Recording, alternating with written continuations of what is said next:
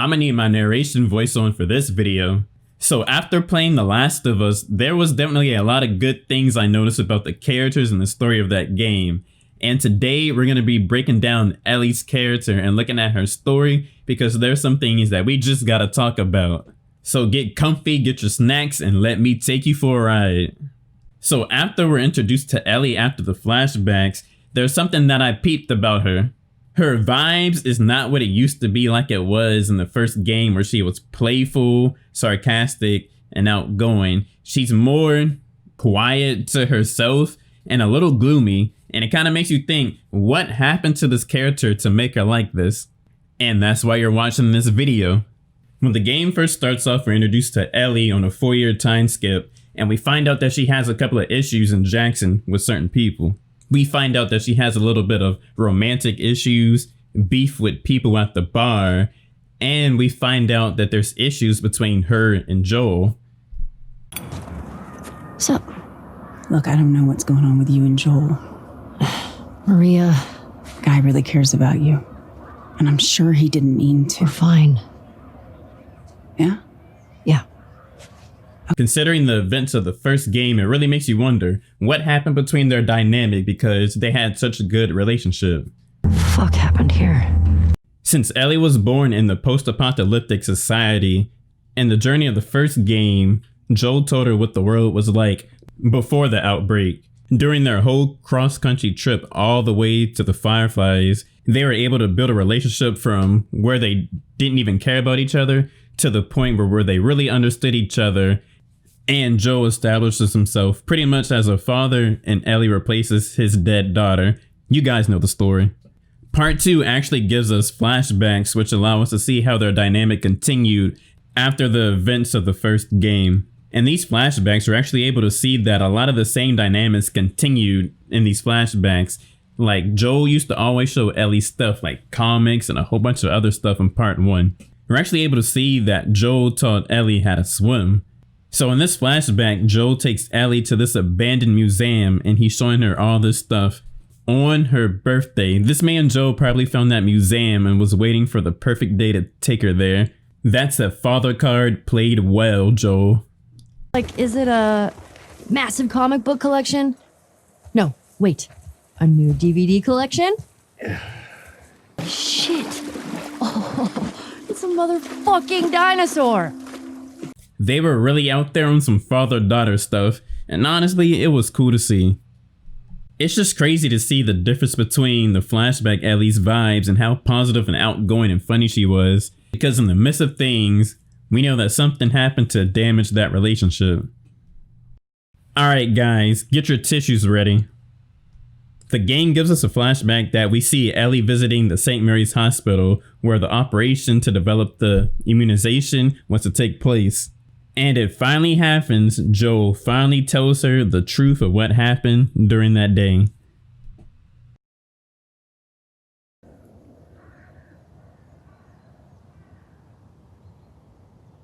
Would have killed you.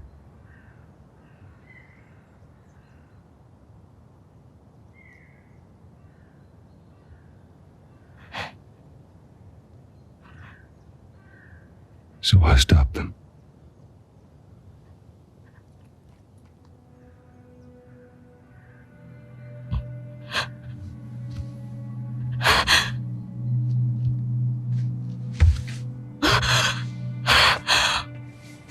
Oh my god.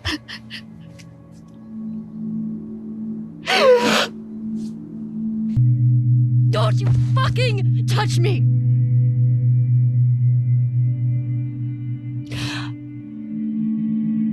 I'll go back. But we're done. You guys know how you always find those superhero collectibles, like in the first game there were DVDs or comics, and part 2 they're superhero cards. Ellie actually wanted to be like a superhero and cure the world from the fungal infection that's been going around. She purposed her immunity for that, and Joel took that opportunity away from her. Now we can see why those two had such a huge fallout. Despite of having the #1 thing that she wanted in life taken away from her, we can still see that Ellie has a fraction of her old character. There's several times where you see Ellie and she's still being somewhat playful and sarcastic. What's he got down here? Well, it's obviously a sex den. That's why he didn't tell you about it. Throughout the game, we can see that Ellie develops pretty strong relationships with Dina, Tommy, and Jesse. The relationship Ellie developed with Dina actually got so strong to the point where she actually told her that she's immune to the fungal infection. Nobody else knows that other than Joel and Uncle Tommy. What? No! Ellie, no! Stop! I'm not infected. I'm immune. I'm not coughing, you see? Relatable to Joel, Ellie actually ruined some of her relationships in the pursuit to get what she wants.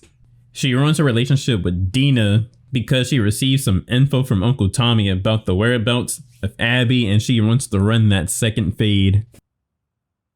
So what? I'm just supposed to sit here and wait for you? For God knows how long, just thinking you're fucking dead the entire time? I don't plan on dying. Yeah, well, neither did Jesse. Or Joel. You can say that Ellie's definitely a loyal person because she feels like she has to go hunt Abby and kill her just because she killed Joel. So she's definitely showing that type of loyalty. It definitely looked like she really wanted to say no, but deep down inside, you know she was going to say yes. There was a segment where Ellie and Dina are patrolling in the beginning of the game, and Ellie tells Dina about some things Joe did in previous incidences. He also told me that he and Tommy slow tortured some big Fedra general. I don't know. I don't buy Tommy doing that, though. He could do worse. What do you mean? He and Joel did a lot to survive after the outbreak. In a post-apocalyptic environment, you gotta get it how you can get it, man. While Ellie and Dina are expediting, they hear that Joel's patrol hasn't made it back since they've been out. Even though Ellie and Joel have bad vibes going on between each other, Ellie can't help but to feel worried, and since her patrol takes place near where Joel was patrolling, she goes to go check on him. Which leads us to the scene that we all hate, and I'm just gonna put it on the screen.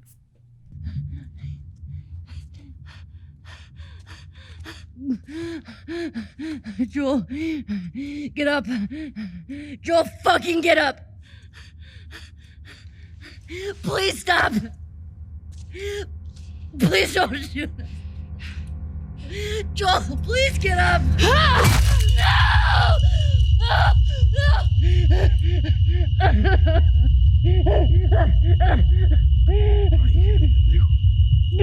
You never know what you have until it's gone, even when the vibes are bad. And it's even worse when things are taken away from you right in front of your face. And that's how new beef got laid out on the streets.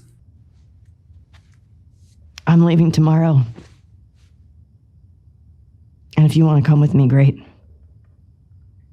The fact that Ellie set out to get revenge on the Washington Liberation Front literally the day right after Joe was murdered really shows you her true feelings for him, even though they had strain in their relationship. Not only did she set out to get revenge, but she set out to get everybody who was involved with Joe's murder. Everybody's catching the work. It's crazy that she vividly remembered everybody's face. She probably remembers every mole and every wrinkle on Abby's face, but who wouldn't in that situation, to be honest? You know, you often pick up traits from people that you hang around, and Ellie was definitely around Joel a lot. And one thing about Joel is, when it comes to surviving in a post-apocalyptic world, he is down to get what he wants by any means necessary. Even if it's by torturing people. Makes me wonder, what qualities are you guys picking up around the people you're with? Ellie, on her quest for revenge, she definitely shows that she picked up that quality from Joel. I'm fucking dead anyway. Why would I tell you anything? Because I can make it quick. Or I can make it so much worse.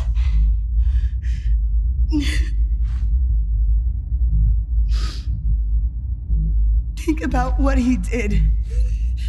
How many people are dead because of him? Last chance.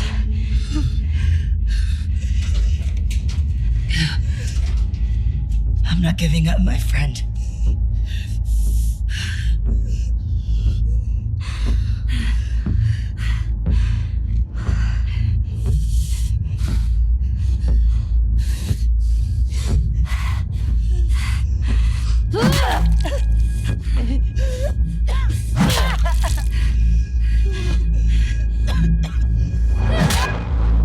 It's even ironic that Uncle Tommy uses a torture method to reveal certain truths from enemies.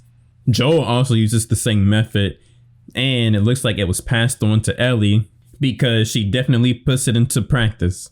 Hands up. Where's Abby? You're that girl from Jackson. Tell me where she went. How do we know you won't kill us? Give her what she wants and we're dead. You guys can survive this. I just need her. Bullshit.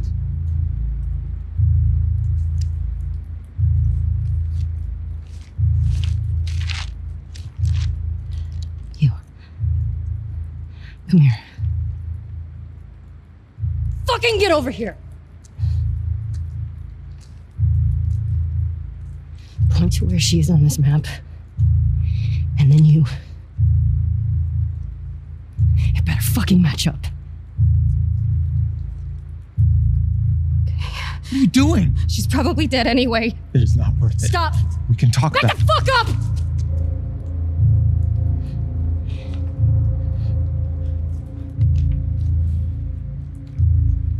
Point to where she is. Fucking point!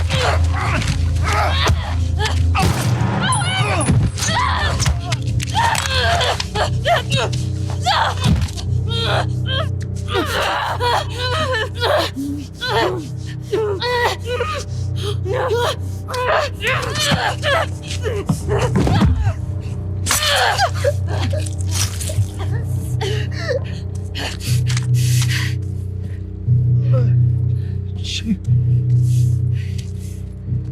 Tell me where Abby is. she, Where the fuck is she?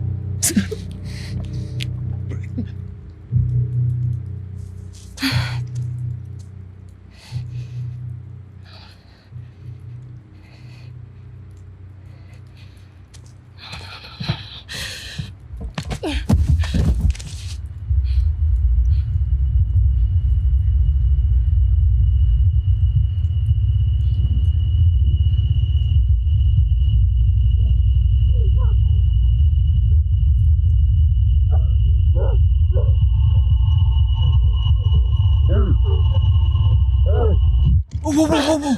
Hey, hey.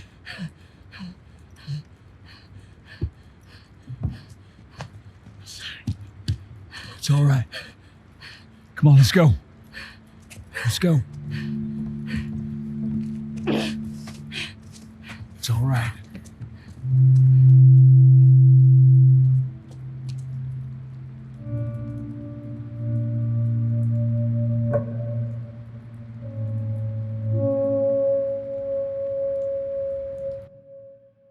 You know, that scene was very dark. Ellie was just trying to use that tactic to reveal Abby's location, but it all went south and she ended up killing 2 people and one of them happened to be pregnant. Like, you can tell she was shook after what she just did, because even when she's trying to leave the room, she looks back just to see what she just did. You know, that's about to lay on her conscience.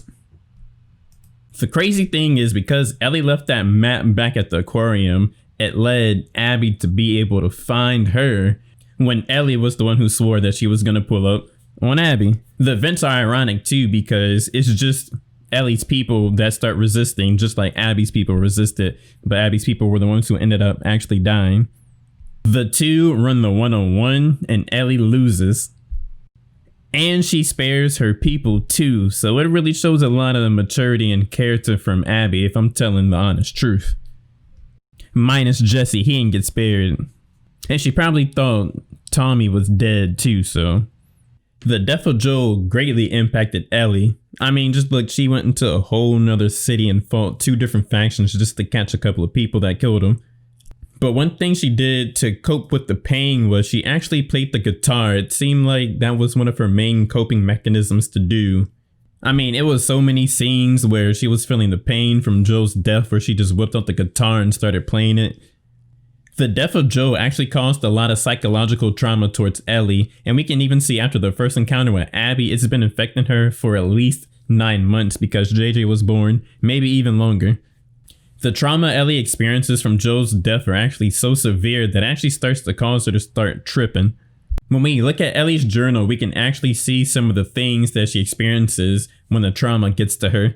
Ellie? Ellie. One of the entries are actually very interesting, and I'm actually gonna read it to y'all. It happened again. I was hunting this boar and I cornered it in the old gas station. It was bleeding out, screaming. Sounded like him. Then I couldn't get the images out of my head. I left it there, dying. My skin hurts.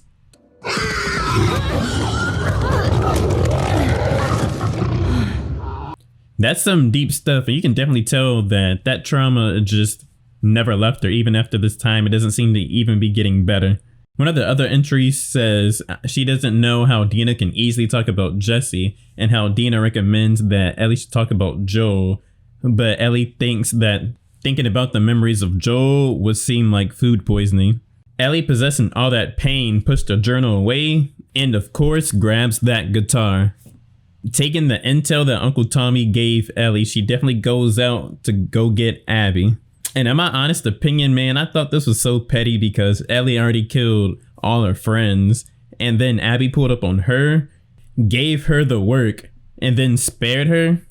They traded blood for blood, and that honestly should have been the end of the beef. But Ellie decides to go pursue Abby again for that second fade, that round 2. But it's deeper than that. When Ellie frees Abby and she's walking to the boat, you can see that she looks morally conflicted, like she doesn't know if she wants to fully pursue to kill Abby or just to let her go. But Ellie makes up her mind and she decides to run that round 2. Honestly, I thought this was so petty, and I was so disappointed with Ellie as a character. Ellie, how are you gonna say this? Stop! She got nothing to do with this. But then say this. He's not a part of this. You made him a part of this. That fight scene was sad to see, and I'm like, Ellie really didn't have to use that knife. Like, Abby lost all that muscle mass, could have used straight hands. But the deeper reason Ellie decides to pursue to kill Abby is because she thinks by killing Abby will rid her from all that trauma and all the haunting memories and flashbacks from remembering Abby killing Joel. But for some reason, she couldn't just follow through with it and kill Abby. It seemed like the circle of hatred was broken right there, and Ellie finally came to terms with Joel's death. At what price, Ellie, did it cost to run that second fade? It cost you your fingers, your side, and Dina left you. You lost just about everything.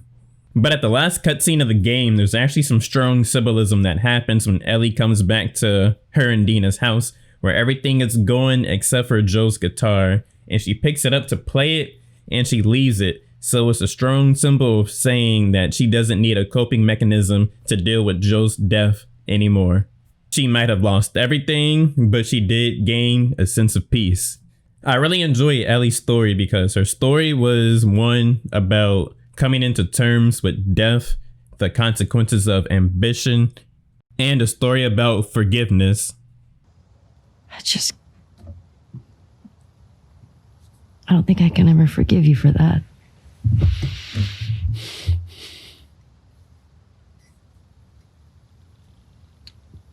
But I would like to try.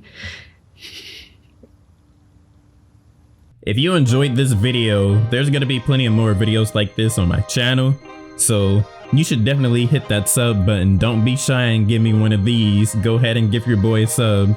If you want to know how I feel about the game, I'm gonna link my opinion on the game at the end of the video. It's an unpopular opinion. If you really like this video and you would like to see it get more views, drop a like and a comment so the engagement will work the algorithm. Next video, I'll probably break down Abby's character, and you guys know what time it is. Vibe out.